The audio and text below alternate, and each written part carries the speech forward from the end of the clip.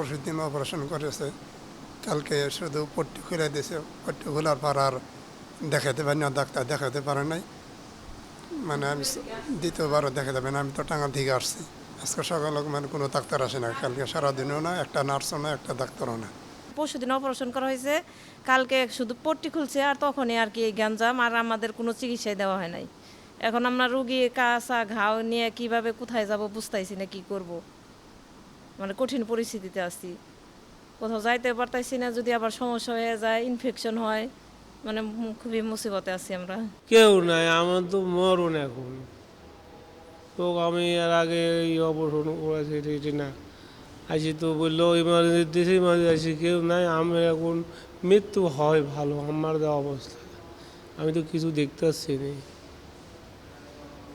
একটা অপারেশন, যে retina operation করার পরে তেল ঢোকা দিয়েছে, আমি তো কিছু দেখতে পাচ্ছি না। স্যার বললো আমাকে ইমার্জেন্সি দিয়েছে, বুঝলেন, ইমার্জেন্সি তাই চাই 2 দিন হলে, আরে কেউ নাই, আমি তো কিছু দেখতে পাচ্ছি না। আমার এখন নীরবে এখন খুলছেন, আমি কী করবো। পাইছি ওদের নাড়ুর দিন আইছি, কেউ নাই, চিনি না উপায়। এখন বাড়িতেও যেতে পারছি না, থাকতেও পারছি না। রেটিনার অপারেশন করেছিল, অপারেশন করে সুস্থ হয়নি, তারপর আবার আসছি। 10 দিন আগে আসছিলাম, দেখার পরে ওনারা চিকিৎসা দিয়ে তাও কমেনি। তারপর আসছি এখানে, ডাক্তার দেখে বলছে চোখের অবস্থা খুব খারাপ, চিকিৎসা করে সুস্থ হয়ে তারপর অপারেশন দেব। কিন্তু 2 দিন চিকিৎসা দেওয়ার পরে 2 দিন থেকে তো কোনো চিকিৎসাই পাচ্ছি না। তারপরেও আমরা বাসা দূরে, নাটোর লালপুর থানা আমাদের বাসা, আমরা যাইতেও পারছি না। কালকে ড্রেসিং করা হয়েছে, অপারেশন মানে করার পরে ড্রেসিং করা হয়েছে, এমনি সুস্থ আলহামদুলিল্লাহ ভালো আছে, কিন্তু চোখের অবস্থা ভালো যাইতেছে না। কারণ আজকে সকাল 7:30 ডাক্তার দেখার কথা, কিন্তু নার্স ডাক্তার কোনো স্টাফই নেই গে, আর আমরা শুধু এখন বসে রয়েছি। এখন আমরা অপারেশন রুগী নিয়ে এখন কোথায় যাবো বুঝতেছি না। এখন দেখি দুপুর পর্যন্ত দেখবো, আমাদের বাসা আছে, ওখানে যে উঠবো। এখন আবার যদি ডাক্তার আসে পরে আসতে হবে, তাছাড়া উপায় নেই আমাদের আর। এখন অবস্থা কি আছে, এখন ডক্টর নাই, নার্স নাই, কেউ নাই, আমরা বেডে আছি, কিছু লোক আছি আমরা। এরা মনে করেন বসে আছি অপেক্ষায় যে ডক্টর যদি আসে, নার্স যদি আসে। আমাদের অপারেশনের কথা ছিল আজকে, তো অপারেশন তো হয় নাই। তো এখন শুনলাম যে ওনারা নাকি 24 ঘন্টা দিচ্ছে। ঠিক আছে, আমরা তো 24 ঘন্টা চাই না, যে আমরা চাই যে ধরলে মানে 12 ঘন্টার আগেই যেমন আমরা ডাক্তার চাই, নার্স চাই। ঠিক আছে, এখন যদি এরকম, যদি এত বড় হসপিটাল, বাংলাদেশের ভিতরে একটা নামকরা হসপিটাল, ঠিক আছে, এই হসপিটালটা যদি এইভাবে বন্ধ হয়ে যায়, তো অনেক রুগী ভোগান্তি থাকবে। ঠিক আছে, এখন তো আমাদের দেশে মনে করেন 90% লোকের চোখের সমস্যা।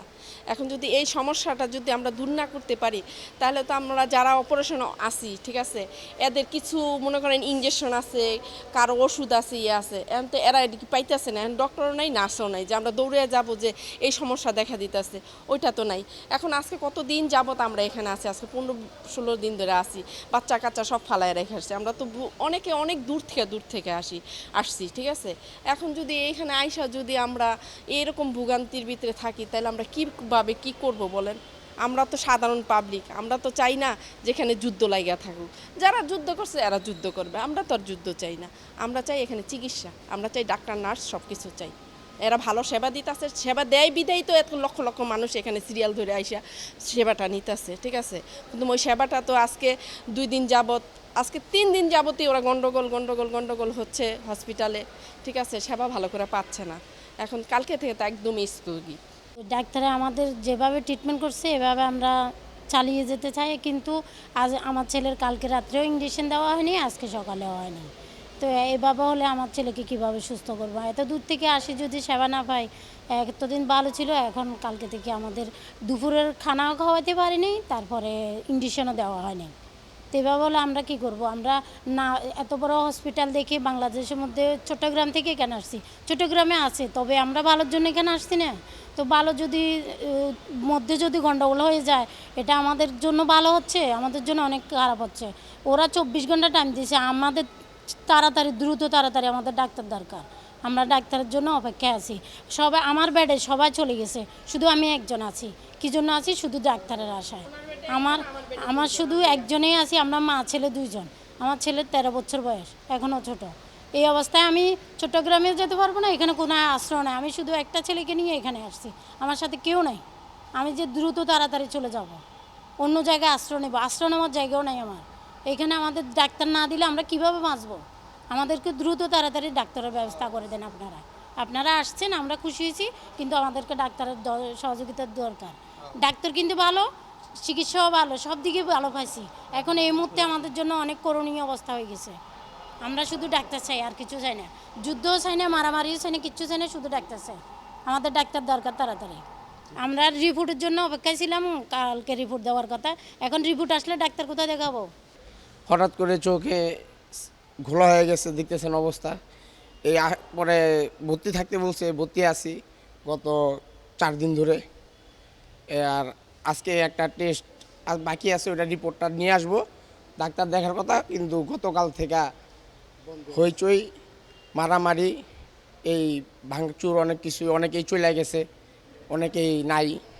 ডাক্তার কোনো ইঞ্জেকশন, এই যে ক্যানুলা দিয়ে রাখছে, কিন্তু গত 2 দিন ধরে ইঞ্জেকশনের কোনো কিছুই নেই। ওষুধ প্রতিদিনেরটা প্রতিদিন দেয়, ওষুধ দেওয়ার মতো কেউ নেই। অনেকে যার যার মতো করে ফাইল নিয়ে চলে যাচ্ছে, কিন্তু আমরা তো আসছি চিকিৎসার জন্য। চিকিৎসা এখন হচ্ছে না, কি করব? এখন এই যে আসছি বৃষ্টিতে ভিজা, পেশেন্ট নিয়ে যাব, তারপরে চিকিৎসা তো করতে হবে। এখনও আনসার বলতেছে যে কবে খুলবে, কোনো নিশ্চয়তা নেই।